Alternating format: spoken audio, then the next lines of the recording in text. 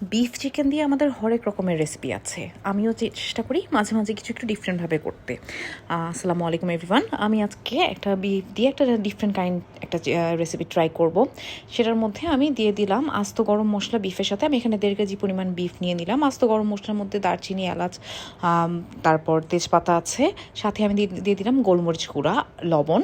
আর এটার সাথে আমি দিলাম পেঁয়াজ, কাঁচা রসুন, আদা, কাঁচামরিচ, ধনিয়া পাতা সব একসাথে আমি ব্লেন্ড করে নিয়েছি। সাথে আমি কিছু ফেটে দিয়ে দিলাম দই। এটাকে একটু ভালো ব্র্যান্ডের দই হলে সবচেয়ে ভালো হয়। সাথে দিলাম গরম মশলা আর জিরা। পুরোটা আমি ভালোভাবে মিক্সড করে নিলাম। হাত দিয়েও আপনি চাইলে মাখাতে পারেন। আমি স্পুন দিয়ে একটা স্প্যাচুলা দিয়ে মাখিয়ে ফেলেছি। তারপরে দিয়ে দিলাম একটু তেল।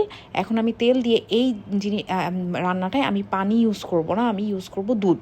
তো এটার মাংস থেকে যে পানিটা বের হয়েছে সেটা একটু কষা হয়ে গেলে তারপর আমি এটার সাথে দুধ ইউজ করব। মানে এটা দুধেই রান্না হবে যতটুকু লাগে আর কি। তারপরে যখন এটা কষে আসবে তারপর আমি একটু ঘি দিয়ে দিব। যতক্ষণ না মাংসটা টেন্ডার হয় ততক্ষণ পর্যন্ত আমি এটাকে কষাবো।